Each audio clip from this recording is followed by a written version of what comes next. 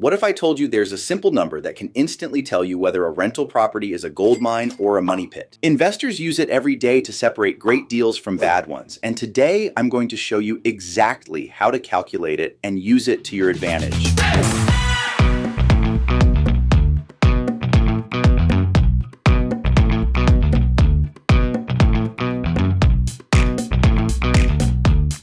Welcome back. I'm Michael Slane, the discount property investor. Today, we're diving into a key concept for real estate investing, the cap rate formula. If you're new to investing in single-family homes, don't worry. This is going to be simple, clear, and super useful. By the end of this video, you'll know exactly how to calculate a cap rate, what it means, and how to use it to make smarter investment decisions. Let's jump in and unlock this powerful tool for your real estate journey. So what's a cap rate? Short for capitalization rate, it's a number that helps you figure out the potential return on a property. Think of it as a quick snapshot of how profitable a rental property might be. It's one of the first things investors look at when deciding if a rental property is a good deal. And the best part? It's not complicated to calculate, even if you're just starting out. I personally like cap rates for multifamily or packages, but don't rely on them for single-family property investments as much because NOI seems more variable on a single family year to year than spread across multiple units. But I digress. Let's break down the cap rate formula step by step. The formula is simple. Cap rate equals net operating income, or NOI, divided by the property's purchase price. That's it, but let's unpack those terms so it makes sense. Net operating income is the money a property generates after you subtract operating expenses, but before you account for things like mortgage payments or taxes. For a single-family home, this usually means your rental income minus costs like property management, repairs, insurance, and property taxes. Here's an example to make it crystal clear. Imagine you're looking at a single-family home that rents for $2,000 a month. That's $24,000 a year in rental income. Now let's say your annual expenses, things like taxes, insurance, and maintenance, total $6,000.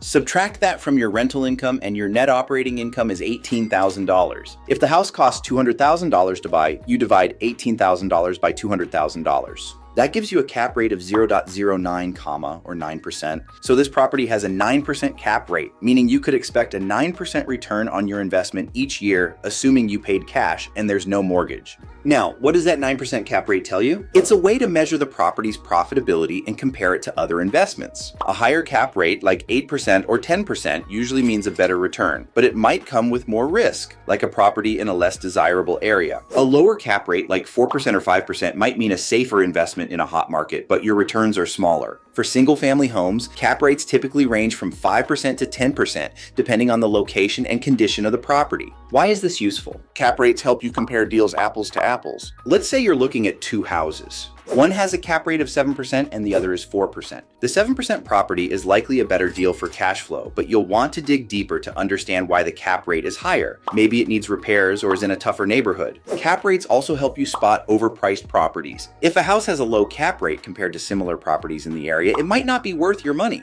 Hey, if you're finding this helpful, please hit that subscribe button and give us a like. It really helps the channel grow. Also, drop any questions or comments below. Are you confused about cap rates or have a deal you're trying to analyze? Let me know and I'll do my best to help. Now let's talk about how to use cap rates in real life. When you're hunting for single-family homes, start by calculating the cap rate for every property you're considering. This helps you narrow down your options quickly. But don't stop there. Cap rates are just one piece of the puzzle. You'll also want to look at things like the property's condition, the local rental market, and potential for appreciation. A good cap rate doesn't guarantee a great deal, but it's a fantastic starting point. One thing to watch out for, cap rates don't include your mortgage costs. If you're financing the property, your actual return will depend on your loan terms. That's why cap rates are most useful for comparing properties when you're thinking about paying cash or evaluating the property's raw performance. Also, make sure your expense estimates are realistic. New investors sometimes underestimate costs like repairs or vacancies, which can throw off your calculations. Another pro tip, cap rates vary by market. A 10% cap rate might be normal in a small town, but impossible in a pricey city like San Francisco. Research the typical cap rates in your area to know what's a good deal. You can find this info by talking to local investors or checking rental listings online. If all this sounds exciting but a little overwhelming, don't worry. You don't have to figure it out alone. Communities like Real Estate School are awesome for connecting with other investors and getting advice on analyzing deals. They've got resources to help you master tools like the cap rate formula. Or if you're just dipping your toes into real estate, the free wholesale course is a great way to learn the basics of finding and evaluating deals.